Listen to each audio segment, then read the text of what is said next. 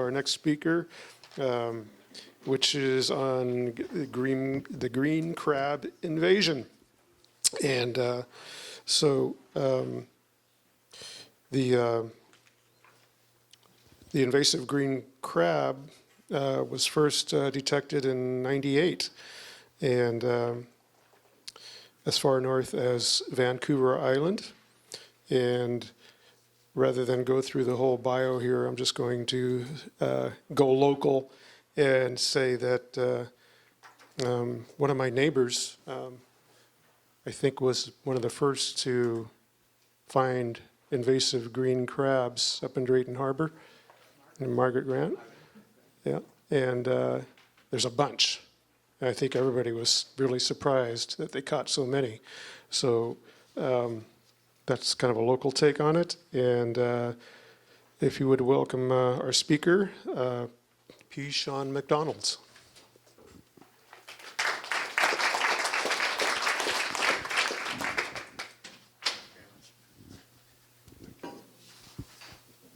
Okay, y'all, let's see if I can do this. All right. Okay. So, so thank you very much for having me up today. I have, of course, my hidden agenda is to get you all involved in our community science program, CRAB team. So that's my hidden agenda. I think that it's not so hidden anymore, of course. But of course, the topic is to think about, say, the sea and think about climate change today. And so I'm trying to bring in some flavor of climate change into the story that I really intend to tell you as well.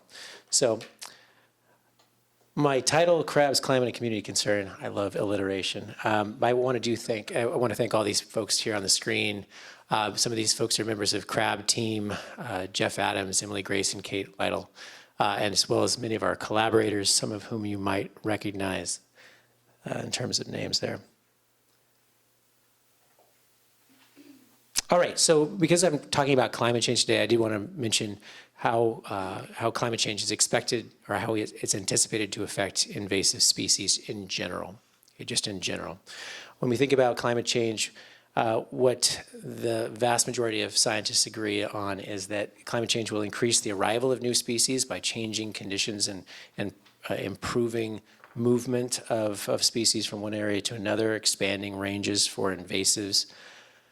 It may change species hierarchies to favor invasiveness, meaning that because interactions between species are complex, when we impact things like temperature, or in the case of just increasing carbon dioxide, we might affect ocean acidification, and that can also impact the relationships between predators and their prey. Think about, for instance, crabs and the shelled prey that they eat.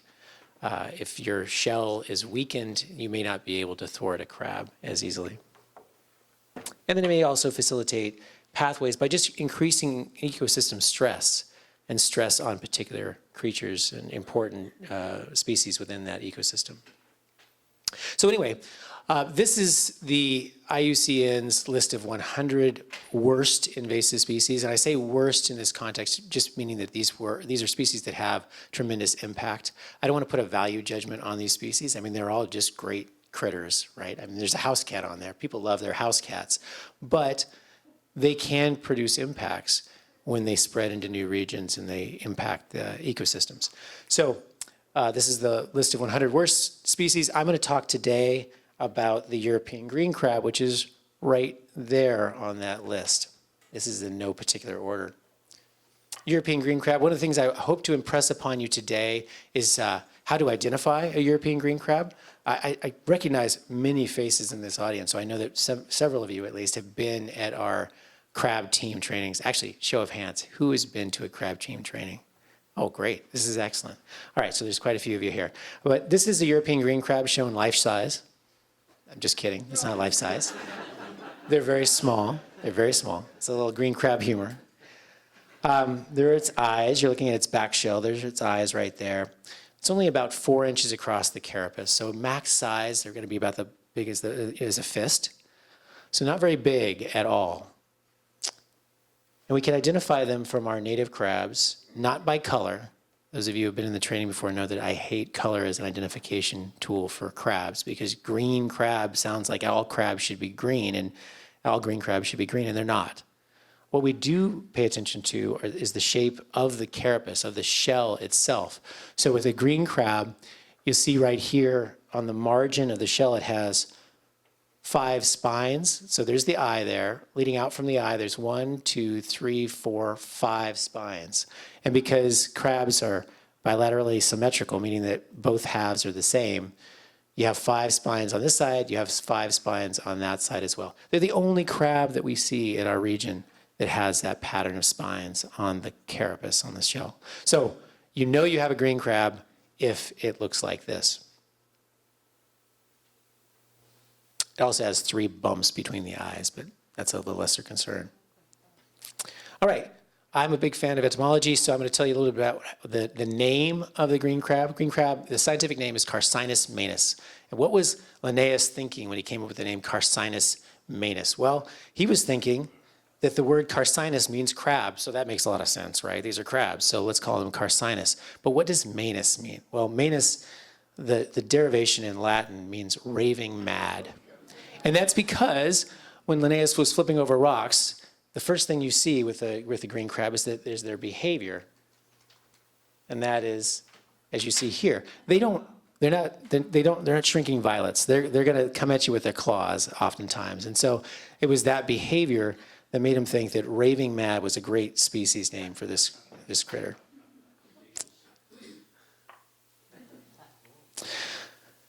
Those of you who have been through this training before and know a little bit about green crab, this may be a repeat, but it'll at least be a refresher.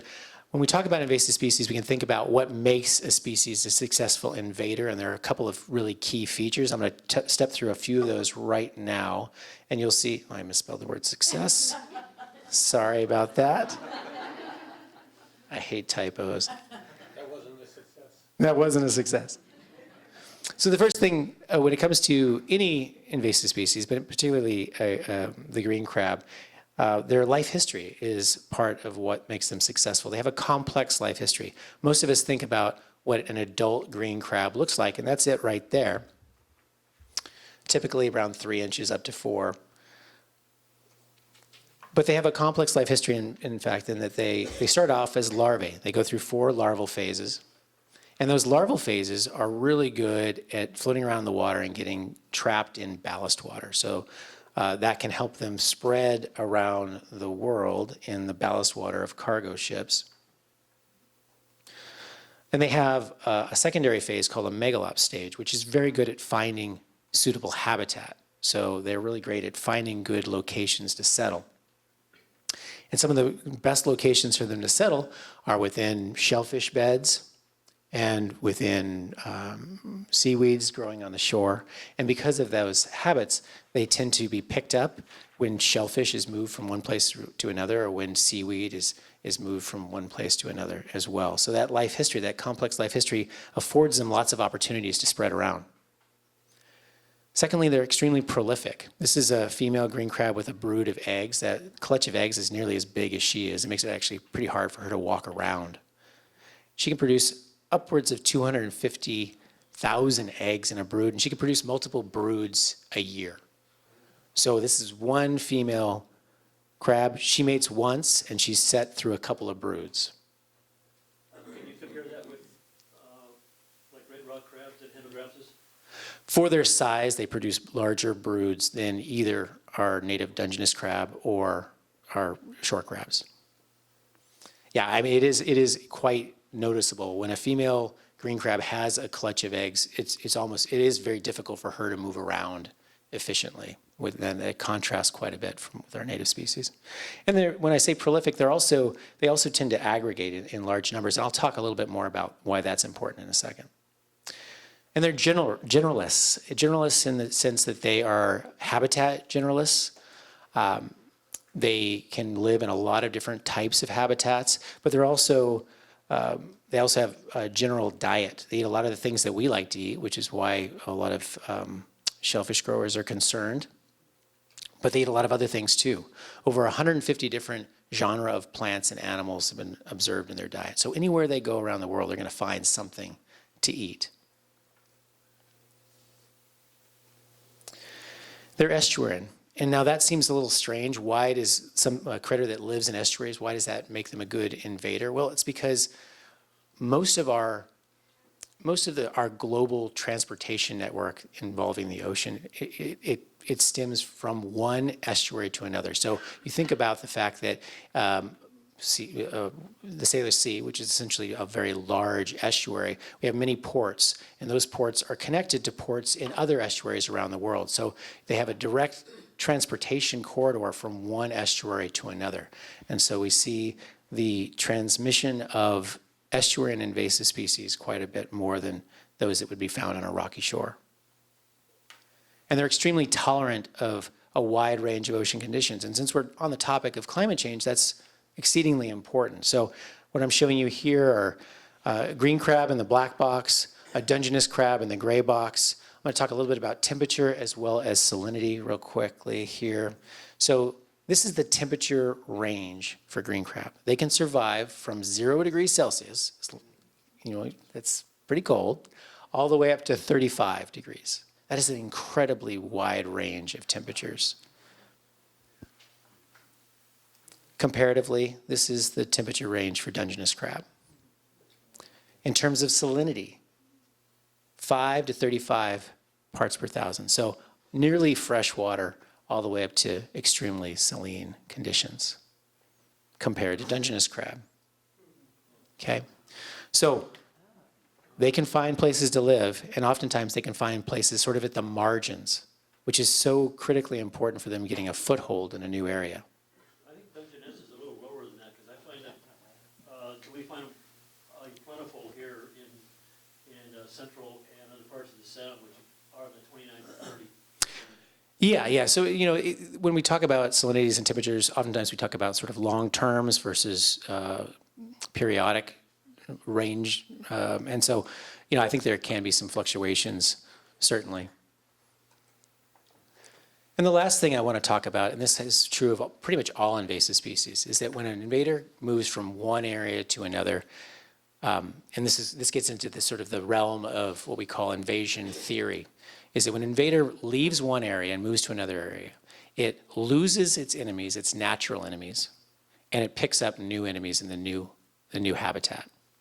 When I talk about enemy loss, typically we're talking about parasites. So what you're looking at here are two figures from Torchin's paper. He looked at the parasite loads of green crabs in their native range and in their introduced range. And what he found was that overall, green crabs had much lower parasite loads in their invasive ranges than in their native range. When you shed parasites, that allows you to be much more robust, and it allows you to put that energy that you would be using to fight parasites into other things. It also, in the case of castrating parasites, which I'll show you in a second, castrating parasites do another thing, which is they actually decrease your overall population size because some fraction of your population no longer can reproduce. So I'm going to show you a really interesting example of a castrating parasite. Anybody here ever see the movie Alien with Sigourney Weaver?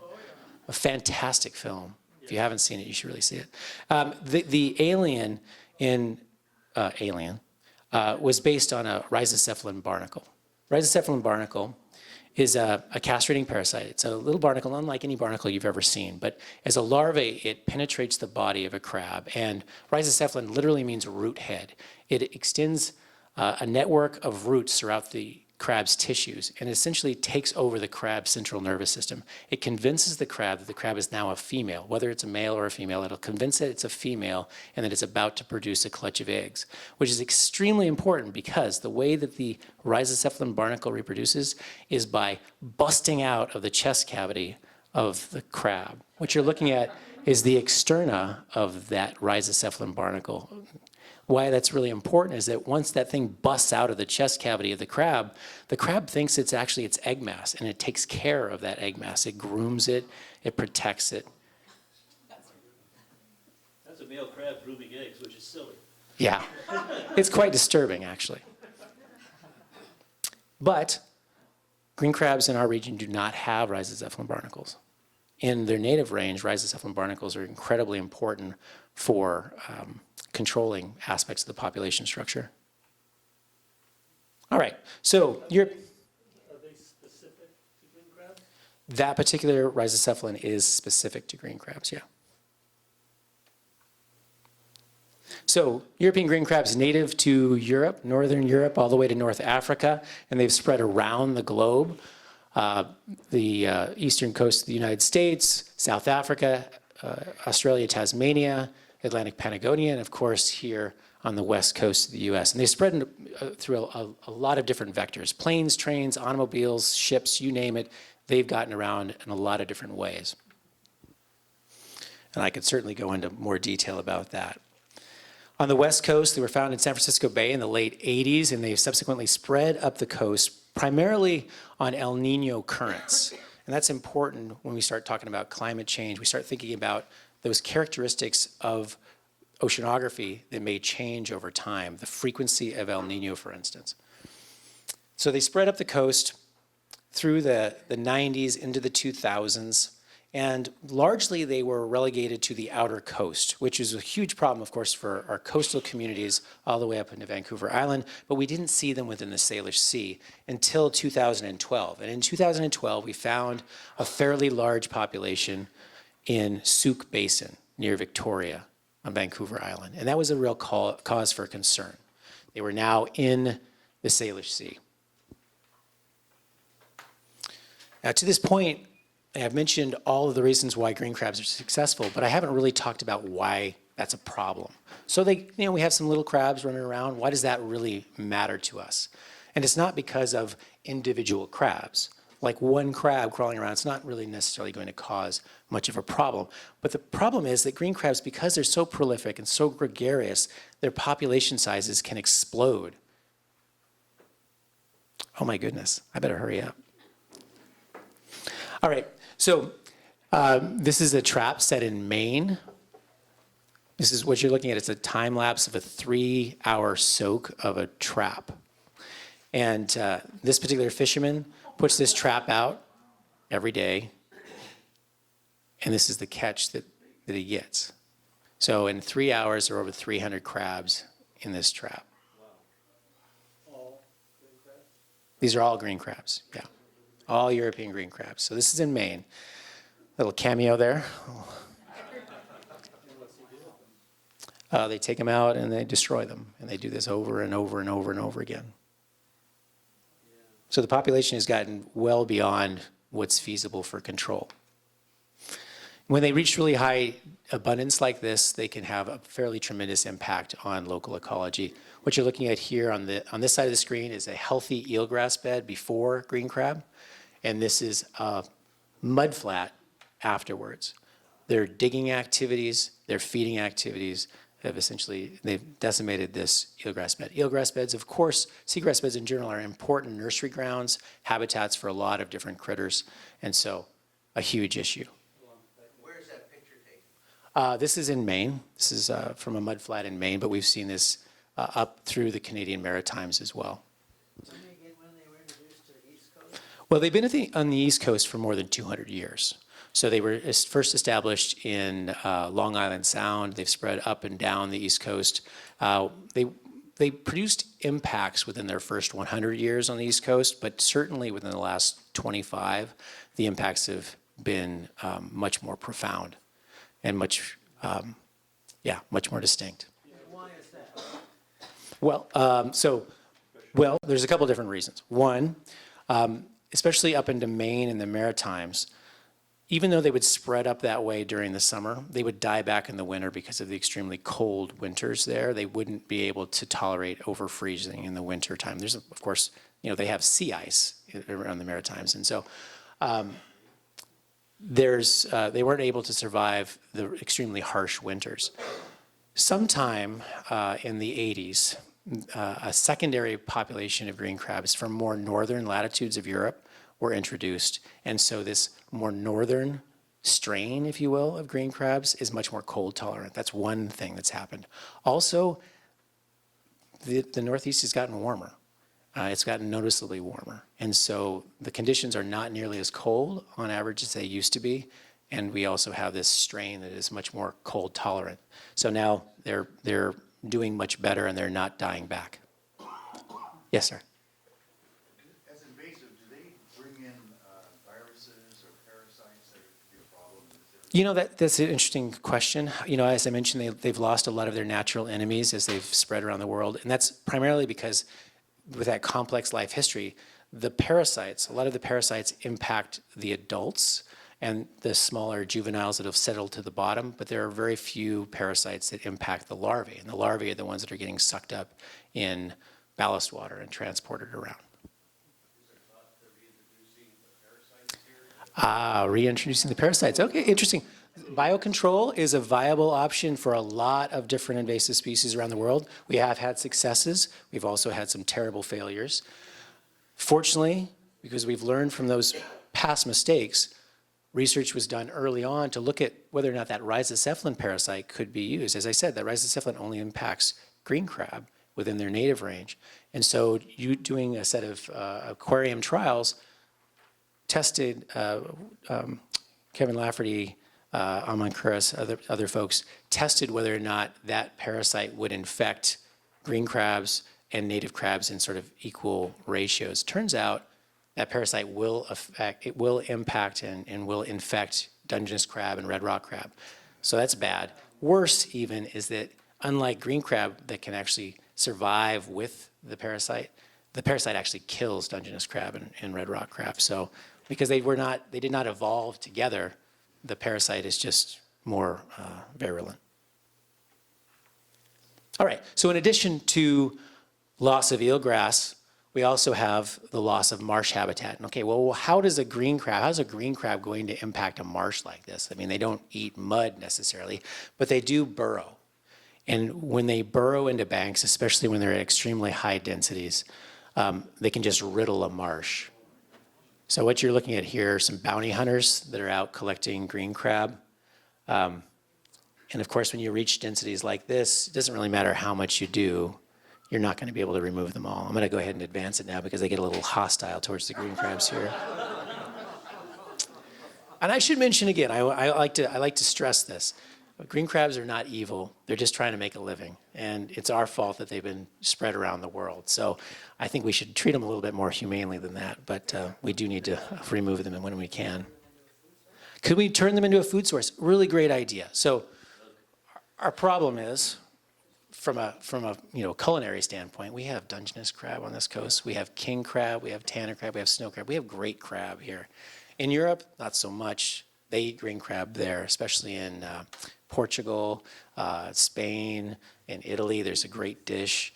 But they don't have a lot of really great crabs there to choose from. In Maine, where the populations have exploded like they have resorted to coming up with some creative solutions.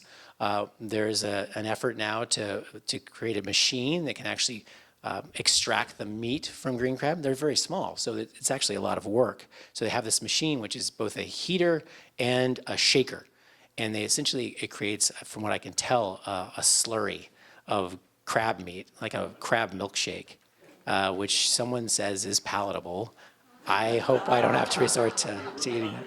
You have to be really hungry. I'm sure, but there are some technologists that are working on trying to create food products from green crab. We may, so she crab soup is one. So we can use female crabs with the eggs. We can make soup from the eggs, and there is work being done to make for ways to harvest soft shell crabs to make like soft shell crab sandwiches and things like that. The issue though is we don't want on this coast. We don't want to get to a point where we have enough green crab that we have to come up with ways to eat them. And there's, we can look at sort of the theory of invasive species control to know that where we get the most bang for our buck and where we can be the most efficient and effective at controlling an invasive species is in the early stages. So we either prevent them from coming to a place or we remove them when their populations are small. When we get to a point where the populations are large, like they are in the Northeast, all you can do is adapt. And we don't want to necessarily try to adapt.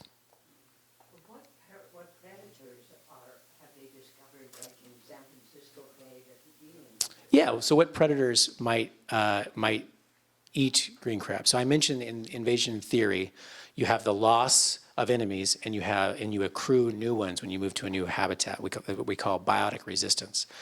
So now here on the West Coast, red rock crabs are a very important predator of green crabs and may actually keep them from spreading to some areas. In California, leopard sharks eat green crabs and will keep them from moving into some types of habitats. But as I said, green crab can thrive on the margins. So they can survive in places where red rock crabs don't live, where temperatures are high, where salinity is too low. The problem is, in a world of a changing climate, when temperatures are rising and we're having more freshwater flushing at the wrong time of year, we're going to end up in a future where there is increased green crab habitat. That's another point of concern. You? Yes, sir. Yeah, can green crabs be made into a fertilizer? So on the East Coast, that's another thing that they're doing. Fertilizers, pig food, that's another thing. The problem is that we're talking about, in order for them to be a market, there has to be some value in actually harvesting. And so the problem right now is that the infrastructure and the price point isn't really right for doing a lot of that. Are you aware of how these issues were handled in the San Francisco Bay? Because 30 years ago, they were undermining engineered jetties in Redwood City. And it was of immediate concern because it was going to undermine real estate development. And I haven't paid any attention to what was eventually done to manage this situation. Yeah, as far as, I'm not familiar with all of the history it was in the Redwood City area where the green crabs were first found in San Francisco. As far as I know, no strong action was taken at the time, which is why we are, of course, where we're at now. We had our opportunity back in the 80s, and no one took advantage of that opportunity because the problem with invasive species is when they're not widespread and they're not super abundant, they don't have much of an impact. And so we invest our time and our energy in other places. We're human beings. That's what we do. By the time the impacts start to show up, oftentimes, the horse is already out of the barn, so to speak. So that's one thing to think about. Yes, sir.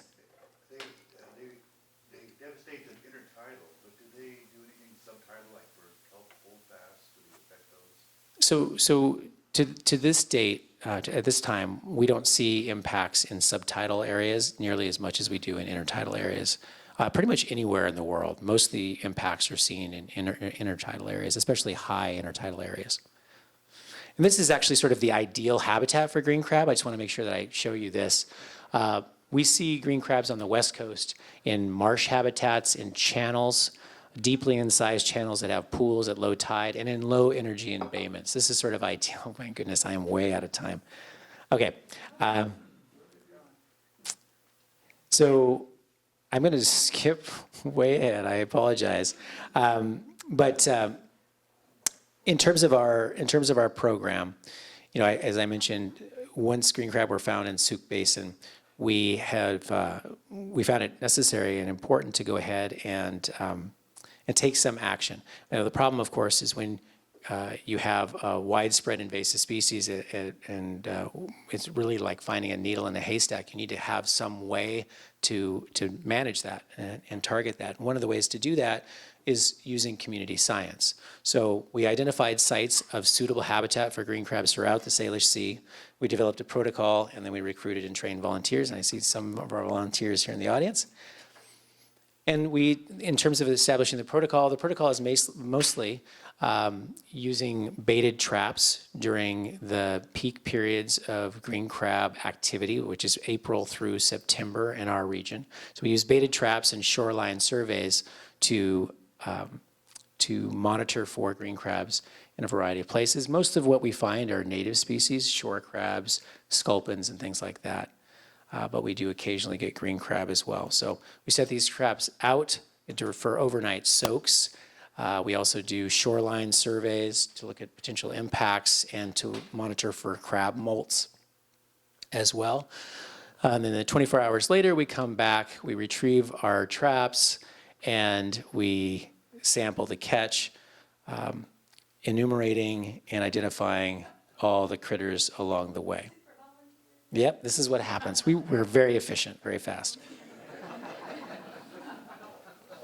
Specific to the aquatic reserve, there's one piece of habitat, or one small area of potential habitat for the green crab in the aquatic reserve, Cherry Point Aquatic Reserve. Do you know if anybody's looked at the Gulf Road Marsh? You know, I don't know exactly. When we were doing the assessment of suitable habitat, we were mostly using satellite images and aerial surveys. A lot of smaller pocket marshes we may have missed during those initial assessments. We're always keen to keep a lookout. When folks identify suitable habitat, certainly we'd be happy to assess those, and we encourage our volunteers and other folks who are trained in knowing what to look for with green crab to go out and poke around. I have some examples of some green crab here, and I'm certainly happy to talk with folks about doing proper identification. So yeah, we can talk about that. So just a little bit by the numbers, because I think, you know, community science is oh so important, and really the only way that we could do the work that we're doing. This is just showing community volunteer hours over time, 2015 when we started in earnest, all the way up through 2018. So, you know, over 4,400 volunteer hours.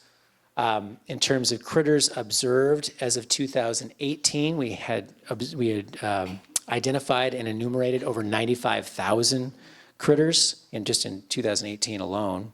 We haven't gotten our 2019 numbers in yet.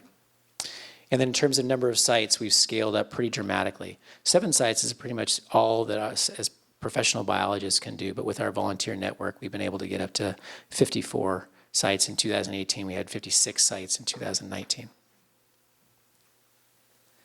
And so, because this is to talk about green crab, I want to make sure that I get to at least the part where I tell you about the numbers of green crabs in our region.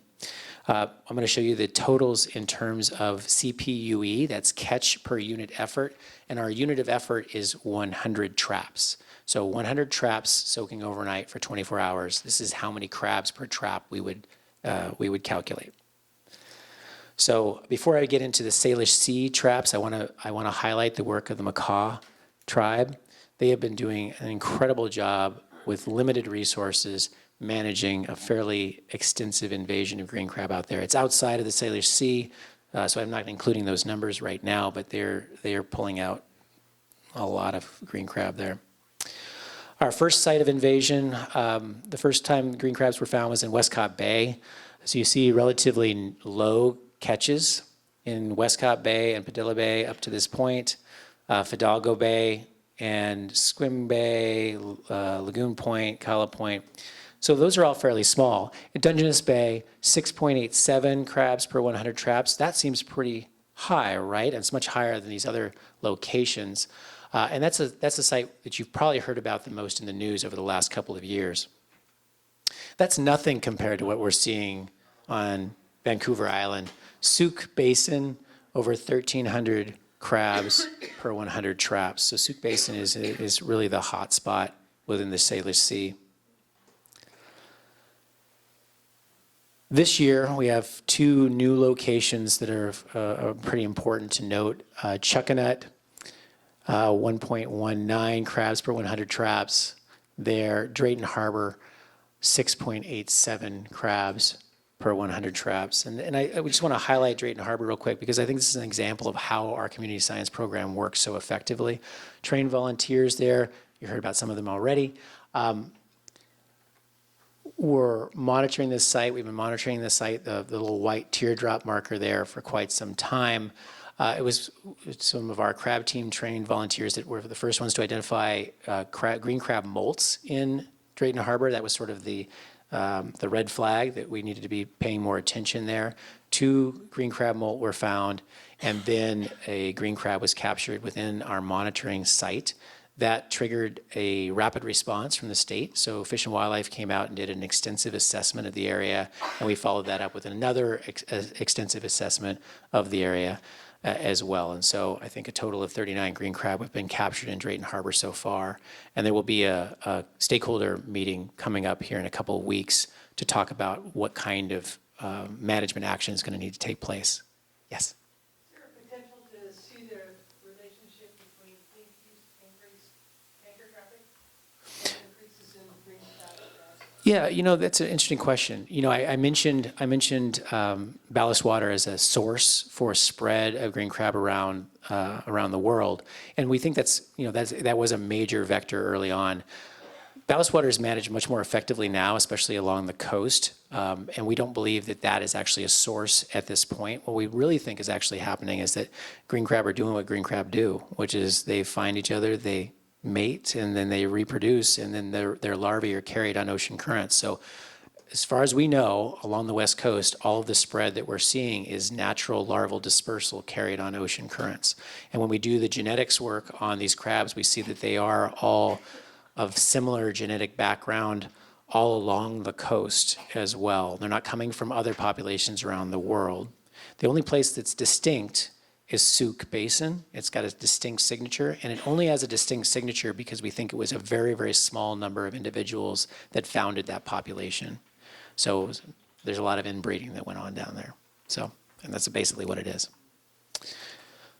All right, the only other thing I want to show you real quick, because I think it is really important, it's another area of management concern, is Lumi Bay. Notice that it's 120 crabs per 100 traps. Now, they haven't set a huge number of traps in that area, but the Lumi tribe has been doing some work there, and they're going to be continuing to work with us as well.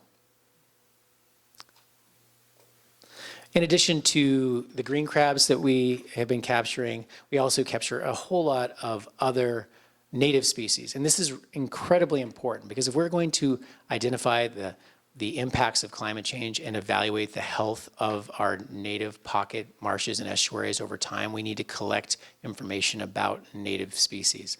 And so I mentioned that in 2018, we captured and enumerated and identified more than 95,000 critters. Most of those critters, of course, were not green crab. They were all of these other animals. Over 90% of those were hairy shore crabs or native Hemigrapsis species, which I will tell you is a species that we are concerned about in relation to green crab. Green crab have been shown to impact hairy shore crab populations elsewhere along the coast down in California. So we are worried about them. They're sort of our canary in the coal mine. Also, staghorn sculpin, they're another big one that we find in our traps. They are an important crab predator. They will eat very small crabs of all varieties. They don't discriminate. So they're important for us to monitor too. And in terms of the data that we've been collecting, I just want to show you the three major habitat types, channels, lagoons, tide flats that we sample. In terms of species richness, this is the richness of native species. It's fairly similar on average, 6 to 7 species we're finding at these various sites.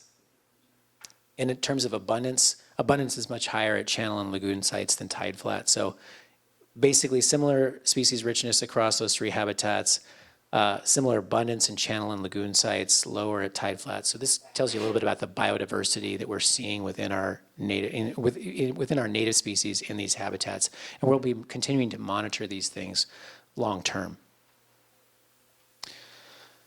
Okay, climate change connection, just real quickly. This is the global temperature anomaly as of today. So, I think this is an important graphic to show because when I talk to people, it's very easy for us to think about what the weather is like on any given day. But it's really important and critical to understand that even though we might think it's warm or cold or whatever, the global temperature anomaly for our region has been positive, meaning we are warmer than the average, and we have been pretty much consistently for a very long time now. You can kind of see the blob offshore. The blob has dissipated to some degree, but it's still there, and it's very important for green crabs. When we think about green crabs, there has been an increase in green crab activity in our region, and it's no coincidence that that's happened. Green crab year class strength, sort of our abundance year to year, is affected by a couple of key factors. This is some modeling work that Sylvia Yamada did, where she found that there was a positive relationship with ocean temperature. So the warmer the temperature, the more green crabs we see. There's a positive relationship with the Pacific Decadal Oscillation, which is sort of a long-term climate indicator, as well as a few other things. But basically, what this is saying is that green crab like it warmer, and they like sort of those warm conditions that allow them to spread more broadly. We've also done some oceanographic modeling with a graduate student in Parker McCready's lab using the live ocean model. And what that work has shown is that the spread of green crabs into our area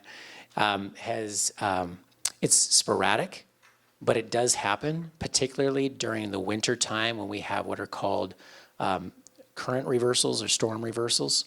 So when the conditions in the Strait of Juan de Fuca are extremely stormy during the wintertime, that allows green crab larvae to be carried into our region. So increased storminess in the future could also impact more arrival of green crab. So what you're seeing is individual larvae particles that were released from either Barkley Sound in this graphic or from Willapa Bay in this graphic. So although we already have a big population of green crab in Souk Basin right now, it's also very likely that we could be seeing green crab coming into the Salish Sea from the outer coast, especially under the right conditions, which may occur more frequently into the future. So that's our ocean modeling results.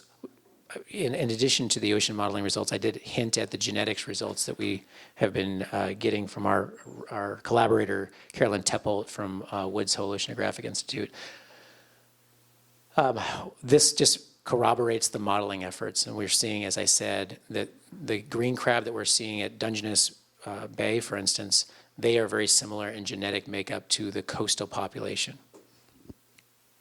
What's the triangle in that second image? Oh, that's just highlighting the Dungeness Bay population. So the triangle of Dungeness Bay, these were different these are different collection points for that study that showed similarities between the coastal populations at these 3 points and Dungeness Bay. Souk, which is also shown there as distinct. So, community science, I'm a huge fan, as I'm sure many of you in this room are. Really has enhanced our ability to monitor for green crab in the Salish Sea and rapidly respond, which is going to be critical if we want to have any success into the future. We see that larvae are entering the Salish Sea seasonally and sporadically, and that the conditions that support green crab spread, warmer water temperatures, storminess, the blob, things like that.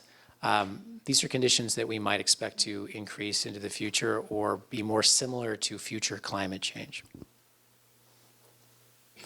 Just want to thank all of our volunteers and all of our partners, including the various tribal groups that we're involved in, and as well as the state and federal agencies that also support this effort. It really is a large community of people who are doing this monitoring and trying to keep green crab at bay. So thank you so much for that. Here's some information about how you can reach us, how you can get involved if you care to. You can follow us on social media or go to our website. Emily, our program manager, is doing an excellent job of keeping information up to date about the status of green crab in our region. Thank you.